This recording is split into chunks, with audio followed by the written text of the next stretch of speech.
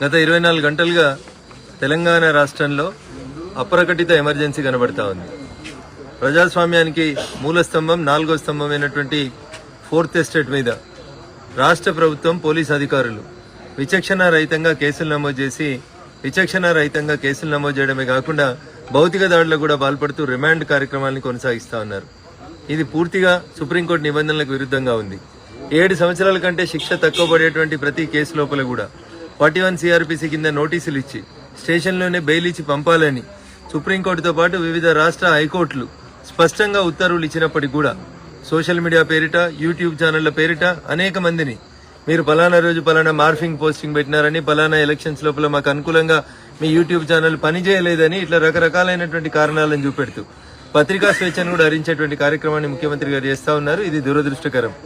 నేను మీ ద్వారా రాష్ట్ర పోలీసు ఉన్నతాధికారులకి, గౌరవ ముఖ్యమంత్రి గారికి సవినయంగా చేసేటువంటి విజ్ఞప్తి, ప్రజాస్వామ్యాన్ని పరిరక్షణ జరగాలంటే పత్రికా స్వేచ్ఛ, పత్రికా విలేకరుల మీద భౌతిక దాడులు, పోలీస్ కేసులు ఉండకూడదని చెప్పి నేను చాలా స్పష్టంగా వారికి విజ్ఞప్తి చేస్తూ 4 రోజుల క్రితం సర్వోన్నత న్యాయస్థానానికి చీఫ్ జస్టిస్ గా ఉన్నటువంటి గౌరవనీయులు ఎన్వి రమణ గారు ఆంధ్రప్రదేశ్ లో పర్యటిస్తున్నటువంటి సందర్భంగా హిజ్ లార్డ్షిప్ క్లియర్ గా వారు ఒక మాట చెప్పిండ్రు.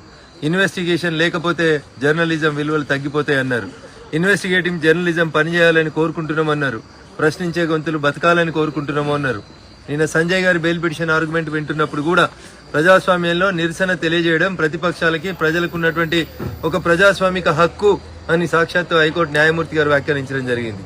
ఇవన్నీ కూడా దయించి మీ మాధ్యమాల ద్వారా ముఖ్యమంత్రి గారికి వినబడాలని, గత 24 గంటలుగా అరెస్ట్ చేసినటువంటి సుమారు 41 మంది social media warriors, Bharatiya Janata party, Congress, ఇతర పార్టీలకు సంబంధించినటువంటి రాష్ట్ర ప్రభుత్వ తప్పుడు విధానాలకి, అప్రజాస్వామిక విధానాలకి వ్యతిరేకంగా పోస్టింగులు పెడుతున్నటువంటి మిత్రుల్ని అదుపులోకి తీసుకొని విచక్షణ రహితంగా వారిని కొట్టడం అనేది దురదృష్టకరం. వెంటనే ఈ పనిని ఆపాలని డీజీపీ మహేందర్ రెడ్డి గారికి భారతీయ జనతా పార్టీ పక్షాన అప్పీల్ చేస్తా ఉన్నాం. లేని పక్షంలో భవిష్యత్తులో ఏదో ఒక రోజు మీరు ఎవరినైతే ఇప్పుడు నిర్బంధిస్తా ఉన్నారో, ఏ సోషల్ మీడియానైతే మీరు ఇబ్బంది పెడతా ఉన్నారో, వారు ఖచ్చితంగా సుప్రీంకోర్టు చీఫ్ జస్టిస్ గౌరవనీయులు ఎన్వి రమణ గారు చెప్పినట్టు ఇన్వెస్టిగేటివ్ జర్నలిజం చేయక తప్పదు, దానికి మీరు బలిగాక తప్పదని కూడా ఈ సందర్భంగా వారిని హెచ్చరిస్తా ఉన్నాను. Thank you.